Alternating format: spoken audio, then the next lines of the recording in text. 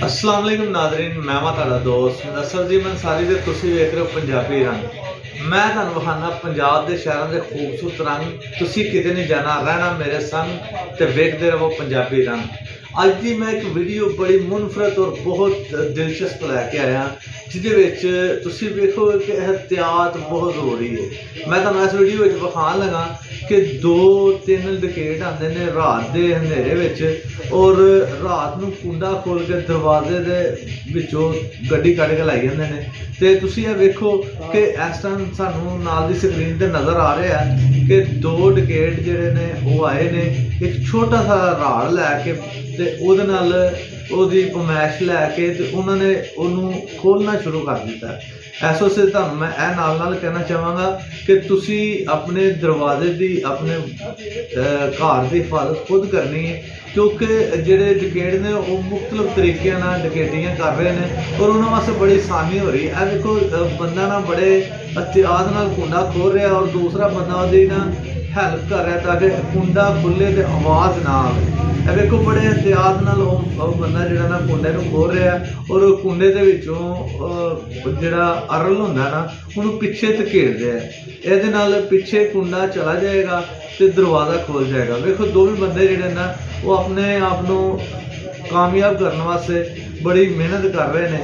ਤੇ ਇਹ ਬੰਦੇ ਵੇਖਿਆ ਕਿ ਯਾਰ ਪਿੱਛੇ ਕੋਈ ਬੰਦਾ ਆ ਗਿਆ ਜਾਂ ਸ਼ਾਇਦ ਕੁੰਡੇ ਦੀ ਆਵਾਜ਼ ਆਈ ਹੈ ਤੇ ਉਹਦੀ ਵਜ੍ਹਾ ਤੋਂ ਬੰਦੇ ਸਾਰੇ ਪਿੱਛੇ ਚਲੇ ਗਏ ਨੇ। ਮੈਂ ਤੁਹਾਨੂੰ ਪਿੱਛੇ ਕਰਕੇ ਵਿਖਾਉਣਾ ਵਾ ਜ਼ੂਮ ਕਰਕੇ ਕੈਮਰਾ ਕਿ ਵੇਖੋ ਕਿਸ ਤਰ੍ਹਾਂ ਉਹ ਬੰਦੇ ਦੂਰ ਚਲੇ ਗਏ ਨੇ।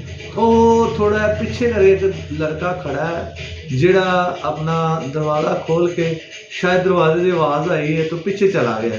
ਤੁਸੀਂ ਵੇਖੋ ਕਿ ਉਸ ਬੰਦੇ ਨੇ ਉਹ ਕਿਸ ਤਰ੍ਹਾਂ ਅਹਤਿਆਤ ਵਰਤੀ ਹੈ ਤੇ ਲੇਕਿਨ ਤੁਸੀਂ ਵੀ ਅਹਤਿਆਤ ਵਰਤਣੀ ਹੈ ਤੇ ਤਦ ਤੁਹਾਂ ਬਚਣਾ ਹੈ। ਇਹ ਵੇਖੋ ਫਿਰ ਦੁਬਾਰਾ ਆ ਰਿਹਾ ਦਰਵਾਜ਼ੇ ਵੱਲ ਔਰ ਇਹਨੇ ਹੁਣ ਦਰਵਾਜ਼ਾ ਖੋਲ੍ਹਣਾ। ਤੁਸੀਂ ਵੇਖੋ ਕਿਸ ਤਰ੍ਹਾਂ ਦਰਵਾਜ਼ਾ ਖੋਲ ਰਿਹਾ। ਇਹ ਵੇਖੋ ਇਹ ਤੁਹਾਨੂੰ ਸਕਰੀਨ ਦੇ ਵਿੱਚ ਨਜ਼ਰ ਆ ਰਿਹਾ।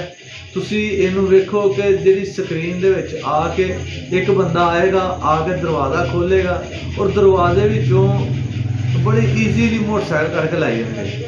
ਅਗਰ ਅੱਲਾ ਨਾ ਕਰੇ ਉਹ ਮਜ਼ੀਦ ਵੀ ਕੋਈ ਕਰਦੇ ਕਾਰਨਾਮਾ ਤੇ ਸਾਡੇ ਵਾਸਤੇ ਪਰੇਸ਼ਾਨੀ ਬਣ ਸਕਦੀ ਹੈ, ਉਹ ਫੈਮਿਲੀ ਵਾਸਤੇ ਪਰੇਸ਼ਾਨੀ ਬਣ ਸਕਦੀ ਹੈ।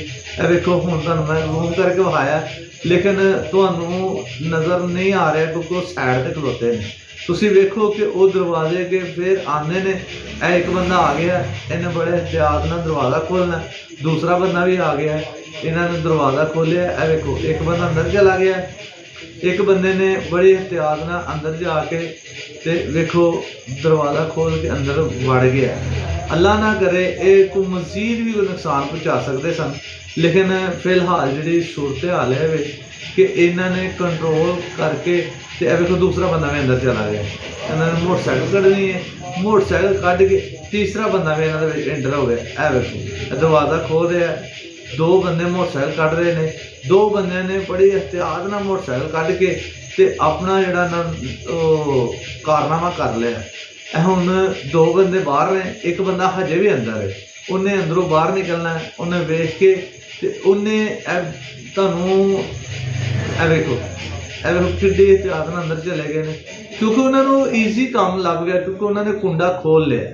ਉਹਨਾਂ ਨੇ ਬੜੇ ਸਕੂਨ ਨਾਲ ਕੁੰਡਾ ਖੋਲ ਕੇ ਹੁਣ ਦੁਬਾਰਾ ਕੁੰਡਾ ਜਿਹੜਾ ਨਾ ਉਹ ਮਾਰ ਦਿੱਤਾ। ਬੜੇ ਸਕੂਨ ਨਾਲ ਦਰਵਾਜ਼ਾ ਖੋਲ ਕੇ ਕੁੰਡਾ ਦੁਬਾਰਾ ਮਾਰ ਦਿੱਤਾ। ਤੇ ਨਾਜ਼ਰੀਨ ਇਸ ਵਾਸਤੇ ਉਹ ਜਿਹੜੇ ਲੋਕ ਜਿਨ੍ਹਾਂ ਦੇ ਕਾਰਨ ਡਕੈਤੀ ਹੋਈ ਹੈ ਉਹ ਬੜੇ ਸਕੂਨ ਨਾਲ ਸੁੱਤੇ ਹੋਣੇ ਕਿ ਅਸੀਂ ਆਪਣੀਆਂ ਕੁੰਡੀਆਂ ਬੜੇ ਅਹਤਿਆਤ ਨਾਲ ਲਾ ਕੇ ਸੌਂਦੇ ਹਾਂ, ਲੇਕਿਨ ਉਹਨਾਂ ਨੇ ਸਹੀ ਕੁੰਡੀ ਨਹੀਂ ਸੀ ਲਾਈ। ਇਸ ਵਾਸਤੇ ਜਦੋਂ ਵੀ ਅਰਲ ਫਸਾਓ ਉਹਨੂੰ ਉਹਦੇ ਕੁੰਡੇ ਦੇ ਵਿੱਚ ਫਸਾਓ ਤਾਂ ਕਿ ਇਸ ਤਰੀਕੇ ਨਾਲ ਦਰਵਾਜ਼ਾ ਨਾ ਖੁੱਲੇ, ਬਲਕਿ ਕੋਸ਼ਿਸ਼ ਕਰੋ ਕਿ ਘਰ ਦੇ ਵਿੱਚ ਇੱਕ ਤਾਲਾ ਲਾਓ ਜਿਹੜਾ ਤੁਹਾਡੇ ਘਰ ਨੂੰ ਮਹਿਫੂਜ਼ ਕਰ ਦੇਵੇ। ਤੇ ਇਸ ਦੇ ਨਾਲ ਹੀ ਕੈਮਰਾਮੈਨ ਅਲੀ ਅਹਿਮਦ ਦੇ ਸਾਥ ਨਸਰ ਜੀ ਮਨਸਾਰੀ ਨੂੰ ਦਿਓ ਇਜਾਜ਼ਤ। ਪਾਕਿਸਤਾਨ ਜ਼ਿੰਦਾਬਾਦ।